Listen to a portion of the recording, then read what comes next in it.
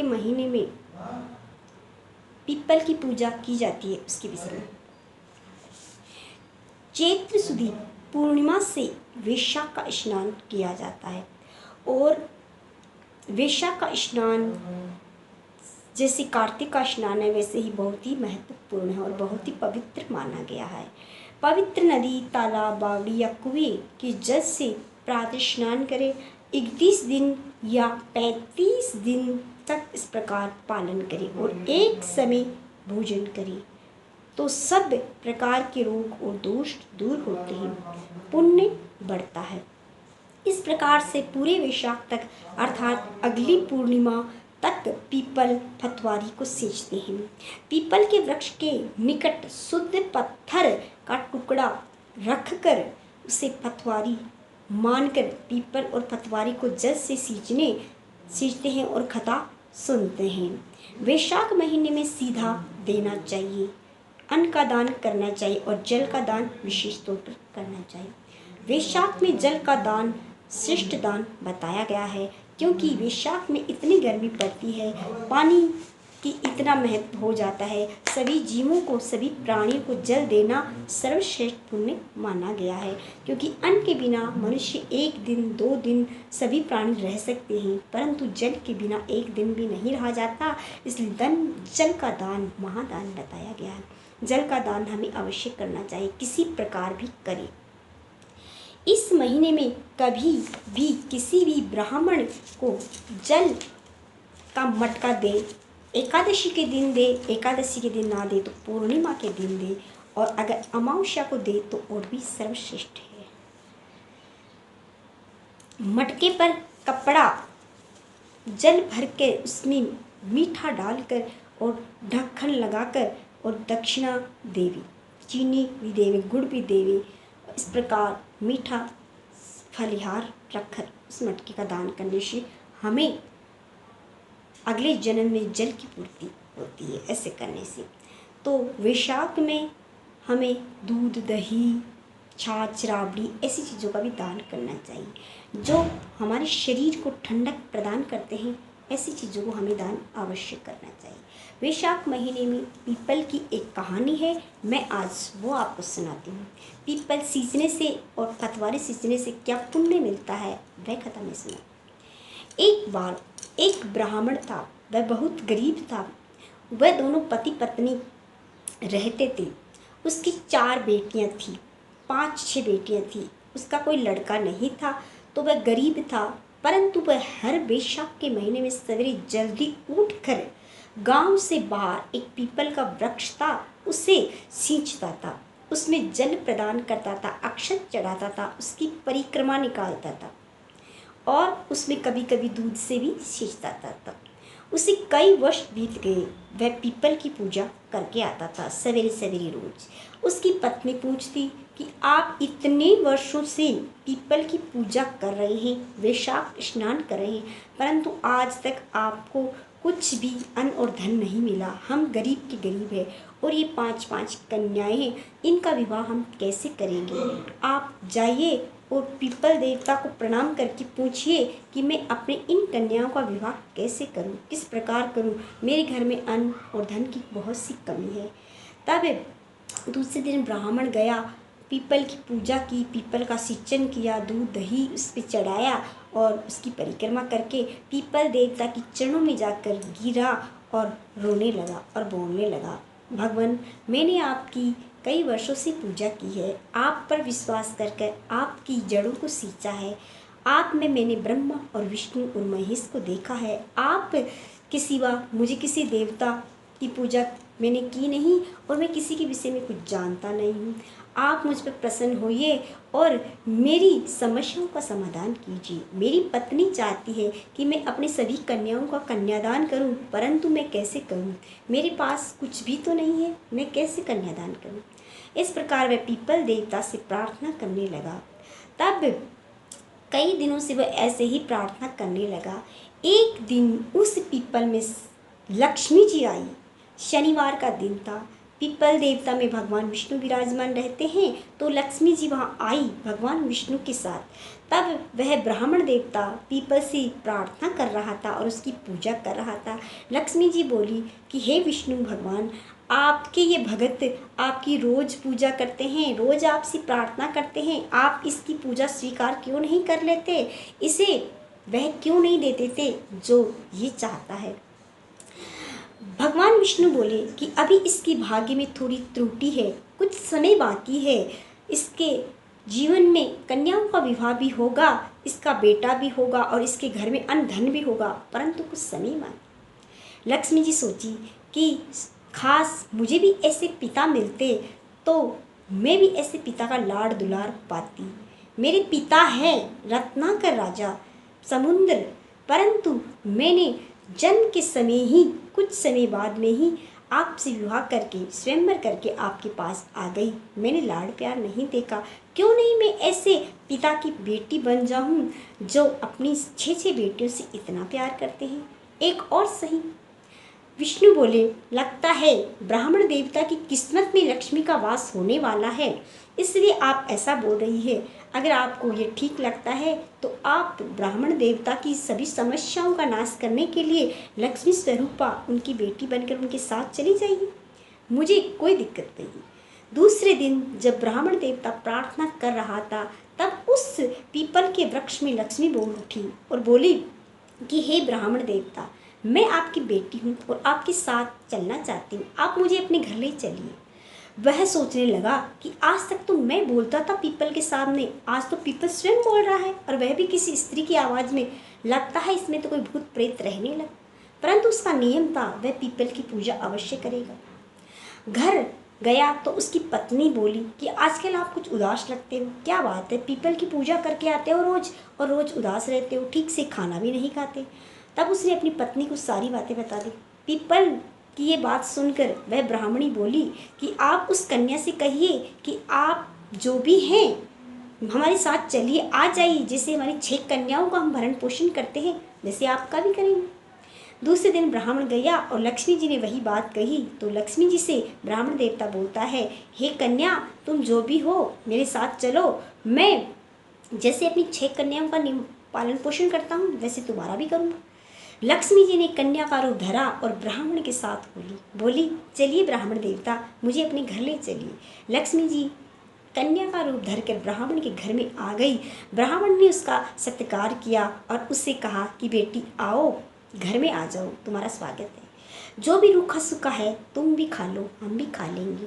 लक्ष्मी जी घर में खाना बनाती, भोजन परोसती सबको, घर के सभी काम करती, झाड़ू तो वह लगाती नहीं, परंतु जो उच्च कोटि के कार्य थे वह लक्ष्मी जी स्वयं करती और अपने उन धर्म के माता पिता ब्राह्मण ब्राह्मणी को भोजन कराती, अपनी सभी 6 बहनों का भी पालन पोषण करती।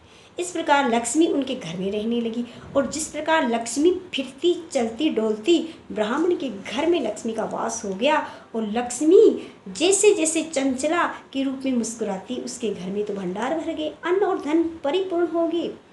अब ब्राह्मण देवता सोचने लगा कि ये कन्या तो बड़ी अद्भुत है, इसके आने से मेरे घर में इतनी समृद्धि हो गई। ब्राह्मण देवता से लोग इतनी पूजा करवाने लगे, इतना दान देने लगे और इस प्रकार लक्ष्मी आई कि उसके घर में तो भंडार ही भर गए। उनकी 6 कन्याओं का विवाह के लिए अच्छे वर मिल गए, 6 कन्याओं का अच्छी जगह विवाह हो गया। ब्राह्मण देवता बहुत प्रसन्न हो गए और बोले अपनी सबसे छोटी कन्या लक्ष्मी से बोले कि हे लक्ष्मी, अब मैं तुम्हारा विवाह भी करना चाहता हूँ, क्योंकि तुमने आकर मेरे घर में सब कुछ कर दिया है और तुम्हारे भाग्य से मेरी सभी 6 कन्याओं का विवाह उच्च घर में हो गया है। अब मैं तुझे भी एक अच्छे घर में विवाह दूँ तो मेरी जिम्मेदारी पूरी हो जाए। अब लक्ष्मी को इस बात की चिंता सताने लगी कि मैं कोई साधारण कन्या थोड़ी हूँ जो मैं किसी से विवाह करूँगी, मैं तो विष्णु के अलावा किसी को चुन ही नहीं सकती। इस प्रकार रात की 12 बजी और लक्ष्मी ने अपना रूप धरा और वह निकलने लगी, चलने लगी। तब ब्राह्मण देवता जाग रहे थे और बोले, हे बेटी, तुम कहाँ जा रही हो और ये सब क्या है? रात की 12 बज रही है, तुम घर में रहो, कन्या हो, रात के समय में निकल नहीं सकती। लक्ष्मी बोली, पिताजी, आपने मुझे बेटी का प्यार दिया है, दुलार दिया है, परंतु मैं तो लक्ष्मी हूँ। आप मेरा विवाह करना चाहते हैं और जिससे मेरा विवाह करना चाहते हैं वह तो भगवान विष्णु है, क्योंकि विष्णु के अलावा मैं तो किसी को वरती नहीं हूँ और मैं तो स्वयं लक्ष्मी हूँ। आप किसी साधारण पुरुष से मेरा विवाह करें, ये मैं सहन नहीं कर सकती। मैंने कन्या का रूप धरा है आपकी भक्ति से प्रसन्न होकर, आपकी पूजा से प्रसन्न होकर, इसलिए मैंने आपके सभी कामनाएं पूर्ण कर दी है। मैं आपकी बेटी जरूर हूँ, परंतु मैं तो भगवान विष्णु की पटरानी हूँ, इसलिए उन्हीं के पास जा रही हूँ। ब्राह्मण देवता लक्ष्मी जी के चरणों में गिरने लगे, बोले, हे लक्ष्मी देवी, आपने मेरे घर में रहकर 1 वर्ष तक इतना कार्य किया कि मैं लज्जित हूँ। मैंने आपसे इतनी सेवाएं ली और आपने मेरी सभी कामनाएं पूर्ण की। तब लक्ष्मी बोली, मैंने आपको पिता माना है, आप मेरे चरणों में मत पड़िए। आपने मेरे हमारी पूजा की थी, इसीलिए मैं लक्ष्मी के रूप में आपके घर में आई। मैं आप पर प्रसन्न हूँ, मुझे आपसे कोई शिकायत नहीं है। आपने बहुत अच्छा किया, परंतु मुझे ये नहीं भाएगा कि आप मेरा विवाह किसी के साथ। तब ब्राह्मण देवता बोले कि मैं तुम्हारा विवाह विष्णु के साथ ही करूँगा, मैं स्वयंवर रचाऊंगा और तुम्हारा विवाह विष्णु के साथ ही करूँगा। लक्ष्मी बोली, पिताजी आप ऐसा नहीं कर पाएंगे, क्योंकि ये कलयुग है और कलयुग में भगवान विष्णु धरती पर नहीं आते। तब ब्राह्मण देवता बोला, अगर ऐसा नहीं होगा तो मैं तब तक अन्न और जल ग्रहण नहीं करूँगा, तब तक भगवान विष्णु तुम्हें वर्ण करने के लिए नहीं आएंगे, परंतु तुम उन्हें पहचान लेना, क्योंकि मैं साधारण मनुष्य हूँ, नहीं जान पाऊँगा। ऐसा कहने से लक्ष्मी सोची कि अब इस पिता की ये कामना पूरी करनी पड़ेगी, और उसने उस कन्या का रूप धरा जो पहले थी, और वह घर में रहने लगी। कई दिन बीत गए, ब्राह्मण देवताओं ने स्वयंवर की तैयारी की और कहने लगा, उच्च कोटि के पुरुष जो भगवान विष्णु की बराबरी करते हो वही मेरी बेटी के विवाह में सम्मिलित हो, स्वयंवर में सम्मिलित हो।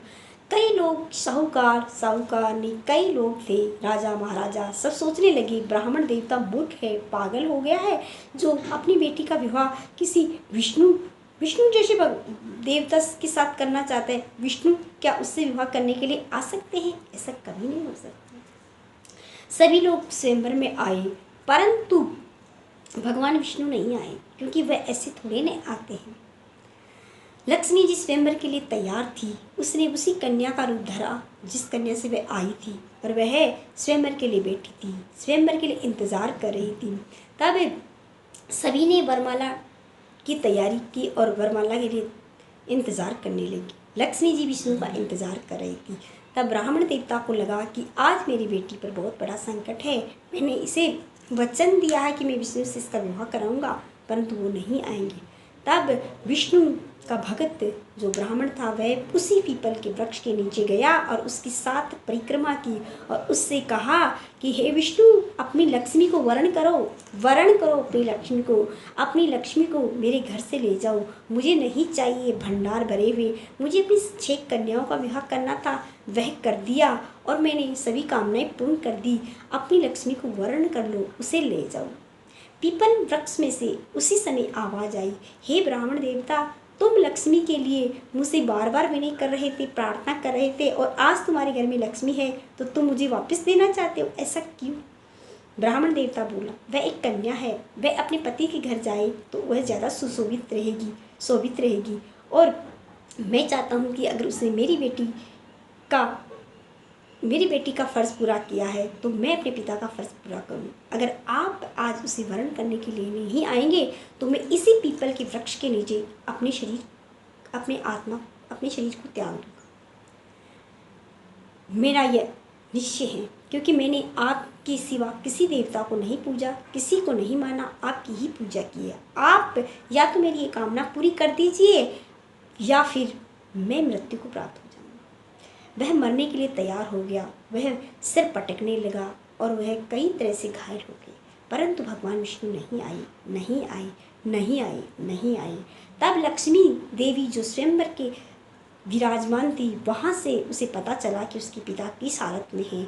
वह उसी समय रथ पर बैठी और उस पीपल के वृक्ष के नीचे आ गई। सभी लोग देखने लगे कि ये कन्या कैसी है, ब्राह्मण भी पागल है और एक कन्या भी लगता है, इस पीपल के नीचे इन्होंने क्या रखा है जो इसके नीचे आ गए। कई लोग उन्हें देखने के लिए आ गए कि लगता है ये लोग पागल हो गए, इनका कोई समझ में नहीं आ रहा क्या बात। कई लोग देखने आए तब वह बेटी अपने पिता से कहती कि आप ऐसा मत करिए, आप मेरे लिए अपने शरीर को मत त्यागिए, अपनी पत्नी के विषय में सोचिए, अपने परिवार के विषय में सोचिए। ब्राह्मण देवता नहीं माना, अपना सिर पटकता रहा, पटकता रहा, पटकता रहा। तब लक्ष्मी बोली, हे विष्णु, मैं आपको वर्ण करना चाहती हूँ, आइए मैं इसी पीपल के वृक्ष के नीचे आपको वर्ण करूँगी। उस दिन शनिवार का दिन था, पीपल की पूर्णिमा थी और उसी दिन भगवान विष्णु ने एक वृक्ष का रूप धरकर और चलता फिरता वृक्ष बनकर पत्तों के साथ विष्णु लक्ष्मी जी के सामने प्रकट हो गए और पत्तों की वरमाला लिए उसने लक्ष्मी जी को दी और वही पत्तों वाली माला लक्ष्मी जी ने विष्णु जी के गले में डाल दी और विष्णु ने अपना रूप नहीं दिखलाया, परंतु वह स्वयं आ गए। इस प्रकार ये देखकर ब्राह्मण देवता प्रसन्न हुए और विष्णु जी के चरणों में गिर गए और बोले, आज से आप मेरे दामाद हो गए और लक्ष्मी मेरी बेटी है।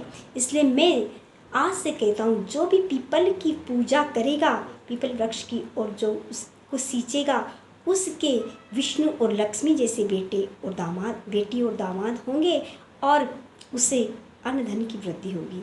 ऐसा मेरा भाग्य मैं सोच भी नहीं सकता था। जिस वृक्ष की मैं पूजा करता था उस वृक्ष ने मुझे इतना दिया है कि मैं बता नहीं सकता। वह प्रसन्न हो गया और भगवान विष्णु से बार बार प्रार्थना करने लगा कि आपकी जो पूजा करे, आपकी जो सेवा करे, उसके भंडार आप अवश्य करना। तब लक्ष्मी ने कहा, हे पिताजी, आपने मुझे अपनी बेटी समझा है, जो आपकी तरह सच्ची भावना से, सच्ची श्रद्धा से जो भगवान विष्णु की पूजा करेगा, पीपल के वृक्ष के नीचे मैं उसके घर में चली आऊँगी। मैं आपको ये वचन देती हूँ। इस प्रकार कह के विष्णु और लक्ष्मी वहाँ से अंतर ध्यान होंगे और ब्राह्मण देवता खुशी खुशी अपने घर आ गए। गाँव वालों ने कहा, हे ब्राह्मण देवता, हम आपको पागल समझते थे, बावला समझते थे, परंतु आप तो उच्च कोटि के ब्राह्मण हैं। आपने भगवान विष्णु को प्रकट कर दिया, आपने लक्ष्मी को प्रकट कर दिया, आपने अपनी भक्ति का प्रमाण दिया है, इसलिए हम आप सबको प्रणाम करते हैं। हम सब आपको आज से इस गांव का मुख्य ब्राह्मण और मुख्य देवता समझकर आपकी पूजा आराधना करेंगे और आप ही से सभी पूजाएं करवाएंगे। उस दिन से ब्राह्मण देवता की किस्मत बदल गई और उसके घर में किसी चीज़ की कमी नहीं रही। लक्ष्मी तो अपने वैकुंठ लोक में चली गई, परंतु घर में किसी चीज़ की कोई अभाव नहीं रहा। तो इस प्रकार ब्राह्मण देवता ने पीपल की पूजा करके लक्ष्मी को प्राप्त किया और विष्णु को प्राप्त किया। उसने हमें भी वैशाख के महीने में लक्ष्मी प्राप्त करने के लिए पीपल की पूजा अवश्य करनी चाहिए। तो ये थी पीपल देवता की कथा। आपको कैसी लगी? अच्छी लगी तो मेरे चैनल को लाइक शेयर सब्सक्राइब करें। जय श्री कृष्णा, जय श्री राधे राधे।